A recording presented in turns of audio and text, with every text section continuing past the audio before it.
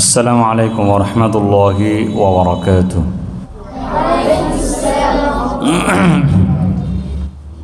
سبحانك لا علم لنا إلا ما علمتنا إنك أنت العليم الحكيم. الحمد لله. আজকে আমাদের আলোচ্য বিষয় খুব গুরুত্বপূর্ণ, এজন্য মনোযোগের সাথে শুনতে হবে। আজকে আমাদের আলোচনার বিষয়বস্তু হলো যে আমাদের মাদ্রাসার অনেক ছাত্র, ওস্তাদ বা অনেক মানুষ কোরআনে কারিম মুখস্থ করার পরে বা নাজারা পড়ার পরে ভুলে যায় না? আর কথা বলেন না, যায় কি না বলেন? তো মানুষ কোরআনে কারিম কেন ভুলে যায়, এর 10টি কারণ আজকে আমরা জানবো, এবং আর কোন কোন কাজ করলে মানুষ কোরআনে কারিম ভুলবে না এগুলো আমরা জানবো ইনশাআল্লাহ।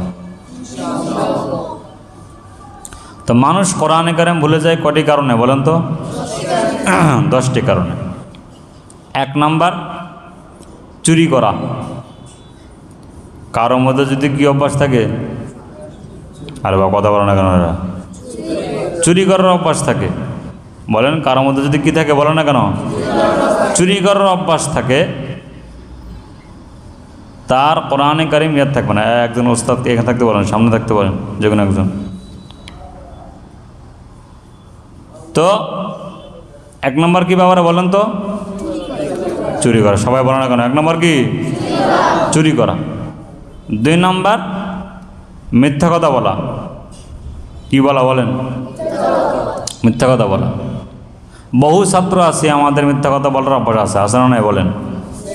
হ্যাঁ, বাড়ি গেছিলো, বাড়ি থেকে আসতে পরে ওস্তাদ জিজ্ঞেসে যে কী ব্যাপার, বাসায় কী সমস্যা? বলে হুজুর আমার জ্বর আসছিল হুজুর। পরে যখন বাপে আসে হুজুর জিজ্ঞেসে, হ্যাঁ বলে জ্বর আসছিল, কয় না, কথা কয় না। তাহলে মিথ্যা কথা বলা। 2 নম্বর কি বলা বলেন? তো মিথ্যা কথা বলা যাবে? তো একটা মিথ্যা কথার শাস্তি হলো 7000 বছর জাহান্নাম, তাকে জাহান্নামের আগুনে পড়তে হবে। আমরা মিথ্যা কথা বলবো আর ইনশাআল্লাহ। 3 নম্বর, ভাই 3 নম্বরটাকে ভালো করে শুনি। 3 নম্বর, বিনা অনুমতিতে অন্যের মাল ব্যবহার করা। কি বলছি বলেন না কেন? সবাই বলেন তো, জোরে বলেন। মানে অন্যের জিনিস, বিনা অনুমতিতে অন্যের জিনিস কি করা? কথা কয় না, পিছনেরা বলে না কেন? বিনা অনুমতিতে অন্যের জিনিস ব্যবহার করা। যেমন আপনি বাথরুমে ঢুকেছেন, কার সাবান, কার গামছা, কার কি আপনি কোনো খবর নাই, সুন্দর করে মাশাআল্লাহ সাবান দিয়ে সুন্দর করে হাত ধুয়ে মুখটা ধুয়ে আসলেন, ফ্রেশ হয়ে আসলেন। এটা হালাল না হারাম? কেন বলেন না কেন? অনুমতি ছাড়া নেওয়া হয়েছে। কি ছাড়া নেওয়া হয়েছে বলেন? অনুমতি ছাড়া নেওয়া হয়েছে। কথা শুনতেছেন আপনারা? বুঝতেছেন তো নাকি? তাহলে 3 নম্বর কি ভাই? বিনা অনুমতিতে অন্যের জিনিস, গামছা, তেল, সাবান, জুতা। অনেকে দেখা যায় অনেকে জুতা না বলে নিয়ে চলে যায়। কি আছে কিনা? কথা কেন কেন? এখন জুতা নিয়ে গেছে, যে জুতা নিয়ে গেছে এই জুতাওয়ালা বয়ে বয়ে কাঁদতেছে।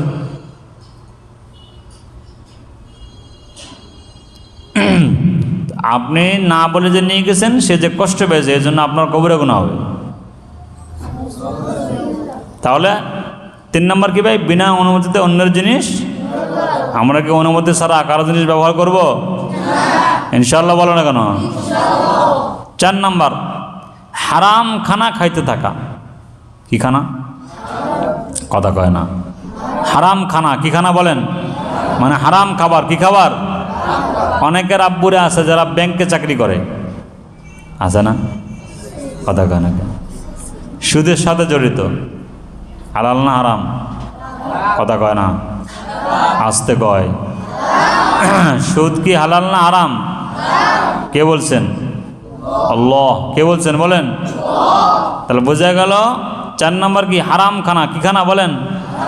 অনেকেই আমরা জন্মদিন অনুষ্ঠানে যাই, জন্মদিন যাই না, হ্যাপি বার্থডে টু ইউ, কথা কয় না, কত বড় মগা কয় হ্যাপি বার্থডে টু ইউ। আবার মাশাল্লাহ কেক জবাই দেয়, এত বড় কিপটার ঘরের কিপটা, মানে বকিল বেটা, তো ছেলে হয়েছে বেটা, জন্মদিনে বেটা গরু জবাই দে, এবারটা দেখ কেক জবাই, কি ঠিক কিনা কথা কেন রে?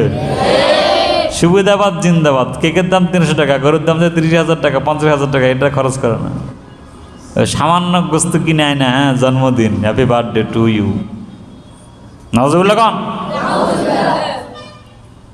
অনেক খানা আছে আমাদের, জন্মদিন, মৃত্যুদিন, 40 অমুক তমুক, এই সেই, পহেলা বৈশাখ। কি সমস্যা? পহেলা বৈশাখ, তারপরে কি কন্যাকারে 31st নাইট, তারপর কি 14 ফেব্রুয়ারি, যত রকম খানা আছে এই সকল খানার থেকে দূরে থাকতে হবে ইনশাল্লাহ। বলেন হারাম থেকে দূরে থাকবো আমরা। কি থেকে বলেন? হারাম খাবার থেকে আমরা দূরে থাকবো ইনশাআল্লাহ। 5 নাম্বার, কবিরা গুনাহ করতেই থাকা। কি গুনাহ? কথা কানা, কবিরা গুনাহ করতেই থাকা, মানে বারবার সে কবিরা গুনার সাথে কি আছে? লিপ্ত আছে। তার কোরআনে কারিম ইয়াদ থাকবে, কথা কয় না, কথা কয় না, ইয়াদ থাকবে না। তাহলে 5 নাম্বার কি বলে না কেন? 5 নাম্বার কি? কবিরা গুনাহ করতে থাকা। 6 নাম্বার, নামাজ কাজা করতেই থাকা। কি বলছি?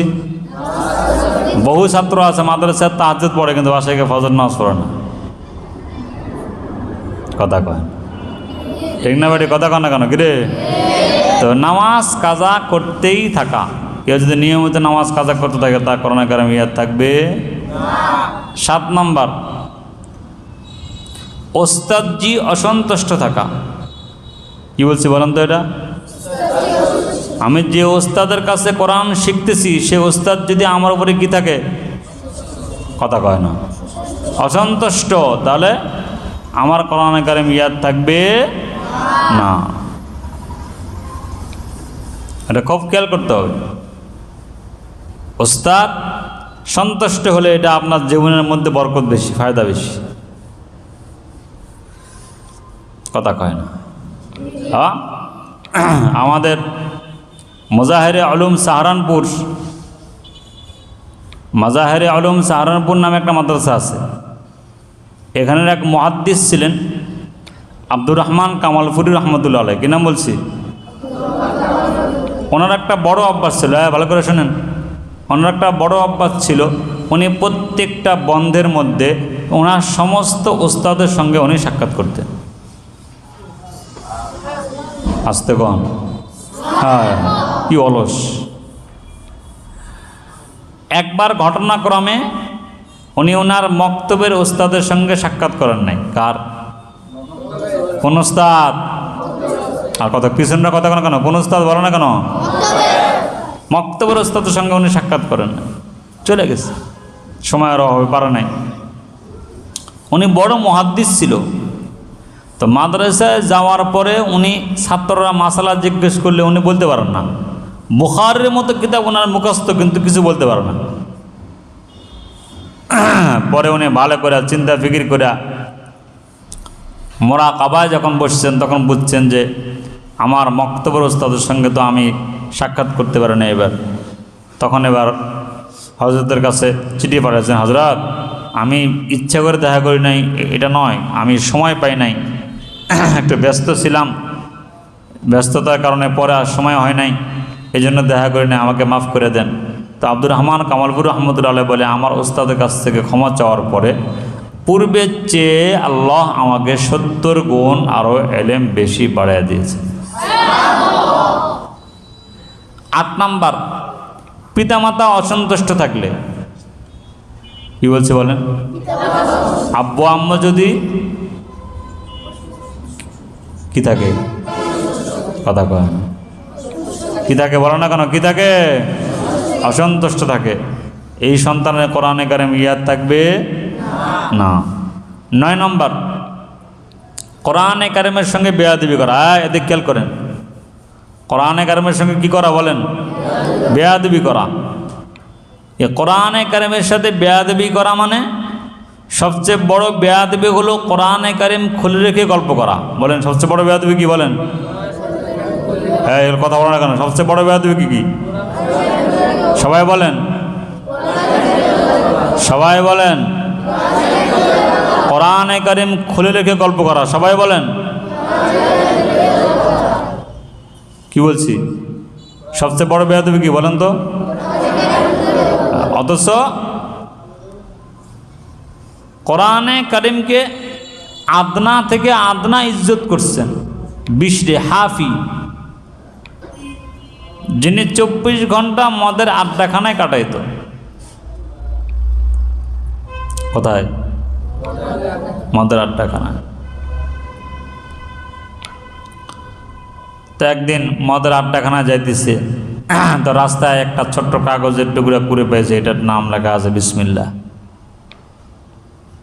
তো বিশরে হাফ এই কাগজটা নিয়ে সাথীদেরকে বলতেছে তোমরা চলে যাও, আমি একটু পরে যাব।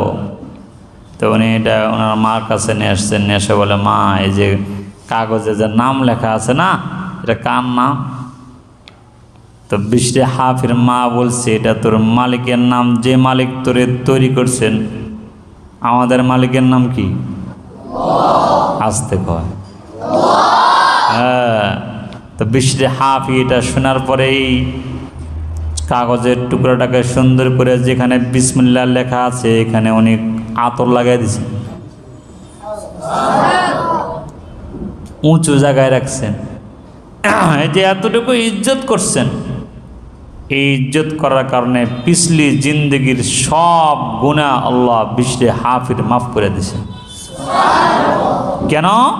কোরআনে কারিমকে ইজ্জত করার কারণে। কি ইজ্জত করছেন? বিসমিল্লাহকে কি ইজ্জত করছেন বলেন? তো আমরা যদি কোরআনে কারিমকে ইজ্জত করি তো আমাদের মর্যাদা কত হবে? 10 নম্বর, নিয়মিত তেলাওয়াত না করা। বলেন 10 নম্বর কি বলছি? নিয়মিত তেলাওয়াত না করা। এই গেল মানুষ কোরআনে কারিম কয়টি কারণে ভুলে যায়?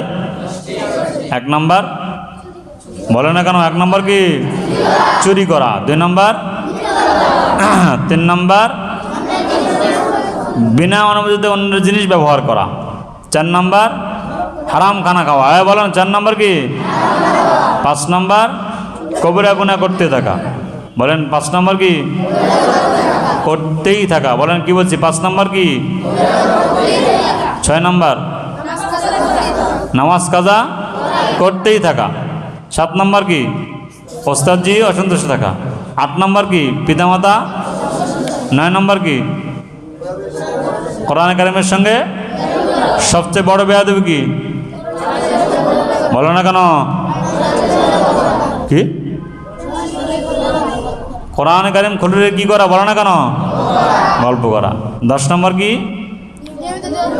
বলেন, সবাই বলেন, তেলাওয়াত না করা। এই 10টি কারণে বর্তমান ছাত্র বা যারা কোরআন বলে যায়, এই 10টি কারণ মনে থাকবে আপনাদের।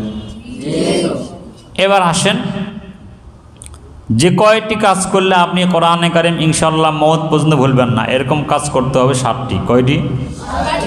যে 7টি গুণ অর্জন করলে ইনশাআল্লাহ মওত পর্যন্ত আপনি কোরআনে কারিম আপনার ইয়াদ থাকবে। 1 নম্বর, আল্লাহকে ভয় করা। কাকে ভয় করব? এই কথা বলা কেন? কাকে ভয় করা বলেন? আল্লাহকে ভয় করা। 2 নম্বর, আল্লাহ পাকের মহব্বত। কি? আল্লাহ পাককে মহব্বত করা। 2 নম্বর কি বলছি বলেন? 3 নম্বর, সদা সর্বদা সত্য কথা বলা। 3 নম্বর কি বলছি? 4 নম্বর, হালাল খানা খাওয়া। কি খানা খাওয়া বলেন তো? কথা কও না, কি খানা? মুফতি আমিনুর রহমতুল্লাহ আলাইহি বলছেন ঘটনা, 5-6 জন মানুষ দাওয়াত ও তবলিগের কাজে বের হয়ে গেছে তো বের হইয়া কাজ করতে করতে এক সময় আইসা জঙ্গলে রাস্তা হারায় ফেলছে। অনেক সময় হয় না মানুষের এরকম? আর আমি কথা কেন কেন রে? তো রাস্তা যখন হারায় ফেলছে, এখন তো আর রাস্তা খুঁজে পায় না। এখন সবাই মিলে কয় যে আর রাস্তা পাওয়া যাবে না, এখানে তো মারা যাইতে হবে, তওবা দিল্লা করবে না, মরে যামুগা, আর উপায় নাই। খাবার দাবার সব শেষ। কথা কেন? খাবার দাবার সব শেষ। এখন জঙ্গলে ওনারা অবস্থান করতেছেন। কিছুক্ষণ পরে একটা হাতির বাচ্চা আসছে। কিসের বাচ্চা? একজন বলে কি, এই হাতের বাচ্চাটাকে জবাই দাও, এটা কাবাব বানাও। তার একজন বলে না বেটা, হাতের বাচ্চা খাওয়া যাবে তাই। তার একজন বলে যে ফামানি তর্র গয়রা বাগিন ওয়ালা আদিন ফালা ইসমা আলাই। কোনো কোনো সময় একটু একটু হারাম খাওয়া জায়েজ আছে। এখন যাই হোক, দিছে ফতুয়া, তো হাতের বাচ্চা জবাই করে ফেলছে। জবাই টবাই করে এটা কাবাব বানায় সবাই খাইতেছে। একজন বলে কি, কথা কয় না, কথা বোঝেন নাকি? একজন বলে কি, না এখানে আমার মালিকের পরীক্ষা আছে, এখানে উনি চাইলে ছাগলের বাচ্চা পাঠাতে পারতো, যেহেতু হাতের বাচ্চা পাঠাইছে আমি খাবো না। উনি খান নাই। তো 6 জন যে খাইছে, খাইয়া এবার জঙ্গলে এখানে তাবু করে শুয়ে পড়ছি। সন্ধ্যা হয়ে গেছে, তো এবার বন্য হাতিটা বের হয়ে গেছে।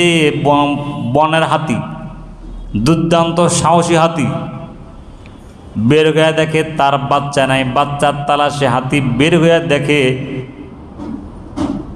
গাছের একটা ডালের উপরে তার বাচ্চার চামড়া ঝুলতেছে। হাতি দেখে তো পাগল হয়ে গেছে গা। হাতি এবার দৌড়াতে শুরু করছেন, কে আমার বাচ্চারে মারছে তার আজকে টাইট করবো। হাতি যখন দৌড়াতে শুরু করছেন, তো আল্লাহ পাক এবার হাতির সাথে কথা বলতেছেন।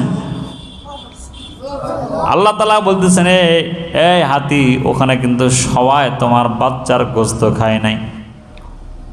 ওখানে এমন এক আমার বান্দা আছে, যারা 5-6 জন, তো তারা হাঁটতে হাঁটতে ক্লান্ত হয়েছে, কিন্তু আমার এই বান্দা ক্লান্ত হয় নাই। কেন? তার মুখে পেটে খাবার নাই, কিন্তু মুখে আমি আল্লাহ পাকের নামে জিকির আছি। অতএব তুমি কিন্তু সবাইকে পাইকারি হারে মারার দরকার নাই। হাতি বলে ঠিক আছে। এবার হাতি যা সুর দিয়া চেক করতেছে কার কার মুখ থেকে হাতের গোশত দুর্গন্ধ বের হয়। যে কটার মুখ থেকে হাতের গোশতের দুর্গন্ধ বেরোছে, এ কটারে হাতে পেটে পাড়া দিয়ে মেরে ফেলেছে। পেটে পাড়া দিয়ে কি মেরে ফেলছে। আর একজনের মুখে হাতি মুখ লাগাইয়া দিয়া শুনতেছে, কান দিয়া শুনতেছে। সে শুয়া শুয়া পেটে খাবার নাই, কিন্তু জিকির করতেছে, লা ইলাহা ইল্লাল্লাহ। এই বন্য হাতিটা তাকে সুর দিয়া পেঁচাইয়া তার পিঠে উঠে আনিছেন।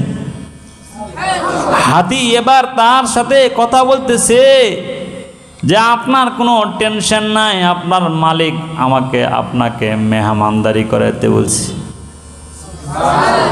জঙ্গলের এমন জায়গায় তাকে নিয়ে গেছে যেখানে পাকা পাকা কলা আছে, পেঁপে আছে, পেয়ারা আছে, মালটা আছে, কমলা আছে।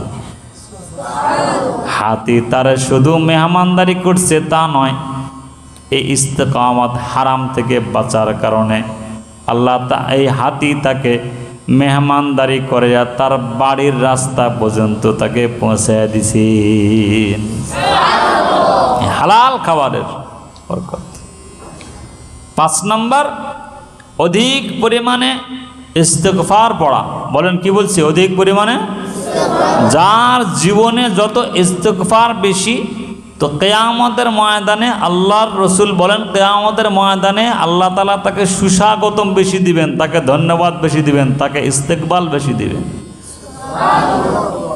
6 নম্বর, অধিক পরিমাণে দরুদ শরীফ পড়া। কি বলছি বলেন? 6 নম্বর কি? 7 নম্বর অধিক পরিমাণে তিলাওয়াত করা। এই 7টা গুণ। 1 নম্বর আল্লাহ পাককে ভয় করা, 2 নম্বর আল্লাহ পাকের মোহাব্বত, 3 নম্বর সদা সর্বদা সত্য কথা বলা, 4 নম্বর হালাল খানা খাওয়া, 5 নম্বর অধিক পরিমাণে ইস্তেগফার পড়া, 6 নম্বর অধিক পরিমাণে দরুদ শরীফ পড়া, 7 নম্বর অধিক পরিমাণে তেলাওয়াত করা। এই 7টা গুণ যদি কেউ অর্জন করে, ইনশাআল্লাহ মওত পর্যন্ত সে কোরআনে কারীম তার সিনাত থেকে বের হবে না এবং সে কোরআন ভুলবে না। আল্লাহ তাআলা আমাদেরকে এই গুরুত্বপূর্ণ নসিহতগুলো আমাদের জীবনে বাস্তবায়ন করার, আমল করার তৌফিক দান করেন।